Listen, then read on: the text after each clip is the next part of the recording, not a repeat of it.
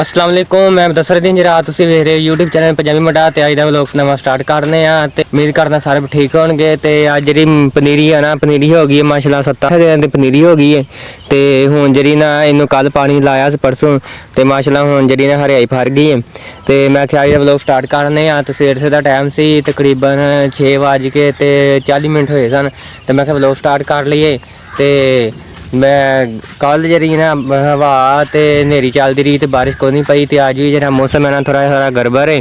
तो अल्लाह खैर करे बारिश आ जाए। तो बारिश आ गई तो ना फिर सारे दरखत पौधे हर शय सही हो जाएगी। धुप ने सारे सुक गए ने दरखत। पानी भी लाया पर भी इन्नी गर्मी पई कि जरा कोई हिसाब नहीं, तो हर शय सुक गई है। तो मैं पहले खरगोशे ने पट्ठे पाए तो मैं क्या थोड़ी और मैं क्या बाद च जरा काम करने ते अज मूंगफली से गुड़नी सी, वह भी गुड़ देंगे।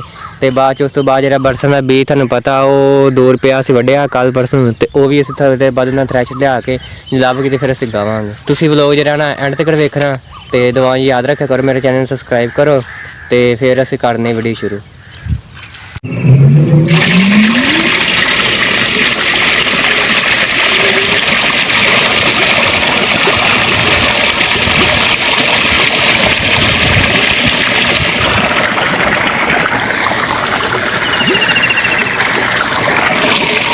हाँ जी, हूँ गोडा लगे मूंगफली चेरी ना एक क्यारा से गोडिया से कल परसों तो माशाल्लाह ये सही हो गई है। तो घाह निकल गया तो हम दूसरा क्यारा गोडन दे तो सवेर का टाइम से ट्यूबवेल चला दिता असी तो नाले पानी लान दे तो नाले मैं बोला लैके मैं मूंगफली गोड़ दिया, सिर्फ एक क्यारा रह गया, ये भी गोड़ के तो घाह खत्म कर देंगे। फिर माशाल्लाह इंज साफ साफ मूंगफली हो जाएगी, बथेरी हो जानी माशाल्लाह।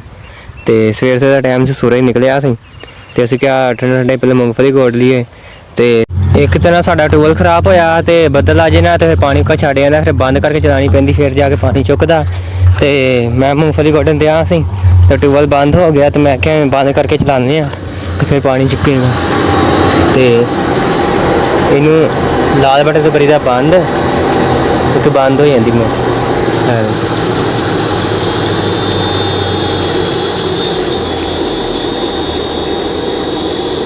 तो बंद करके ना तो फिर चलाओ तो फिर पानी चुक जाती है।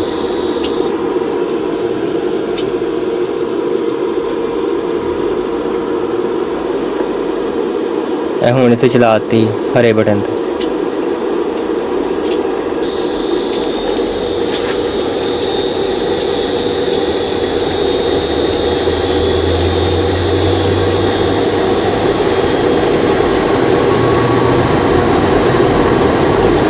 एवरेज है ना 47 48 से है तो 50 55 से चल जाती है दोपहर।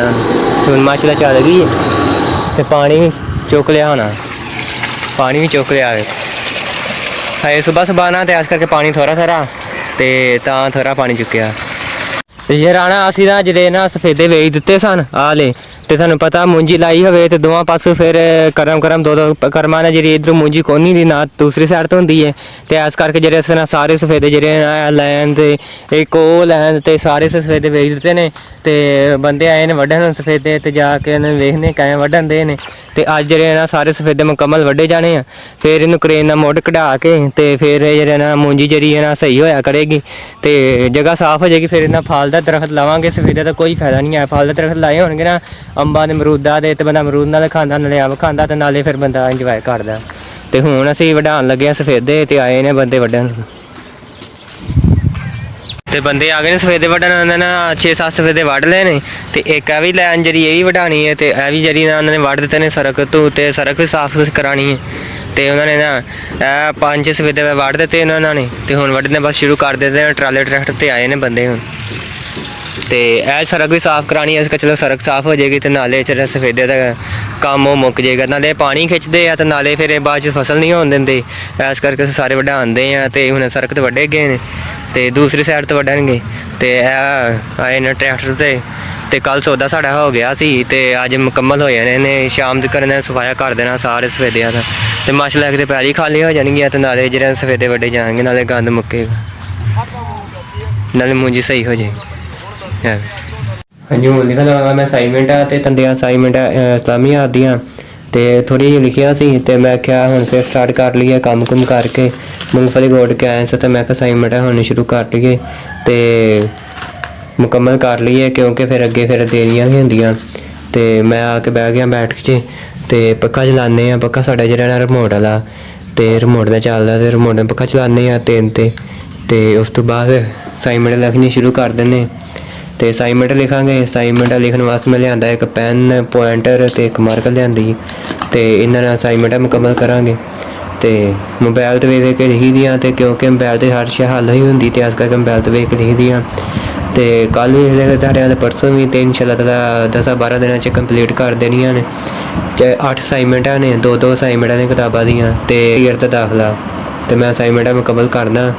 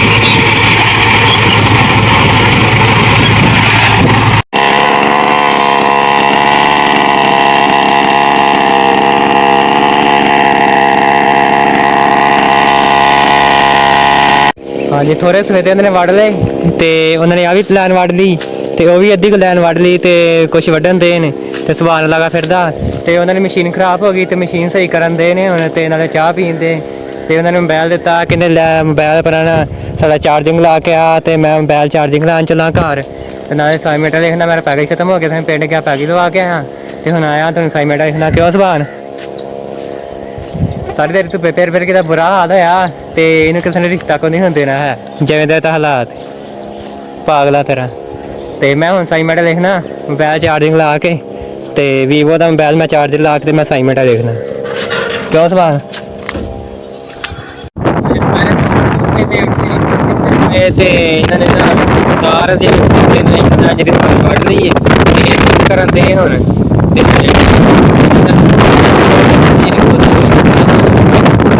ਮੁਕੰਮਲ ਹੋ ਗਈ ਹੈ ਸਫਾਇਆ ਹੋ ਗਿਆ ਤੇ ਸ਼ਾਇਦ ਅੱਲਾਹ ਤਾਲਾ ਅੱਜ ਬਾਰਿਸ਼ ਦੇਵੇ ਤੇ ਆਹ ਸਫਾਇਆ ਹੋ ਗਿਆ ਇਹਨਾਂ ਨੇ ਸਾਰੇ ਵੱਢ ਲਏ ਨੇ ਤੇ ਹੁਣ ਲੋਡਿੰਗ ਕਰਨ ਦੇ ਨੇ ਤੇ ਜਿਹੜੇ ਨਾ ਥੱਲੇ ਮੋੜ ਜਿਹੜੇ ਨਾ ਕਰੇਨ ਨਾਲ ਬਿਠਾ ਲਵਾਂਗੇ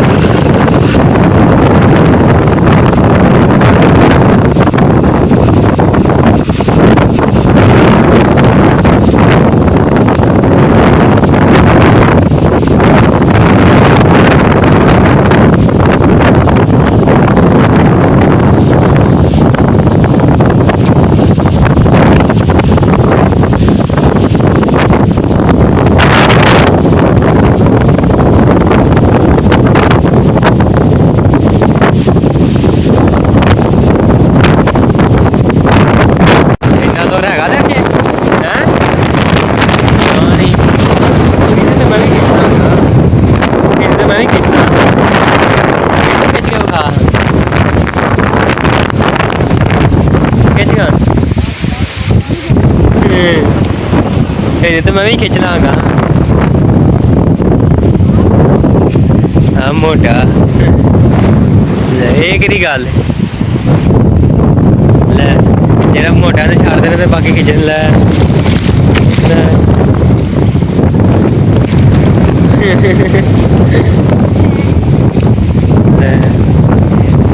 ਲੈ ਲੈ ਹਾਂ ਕਿਹਦੀ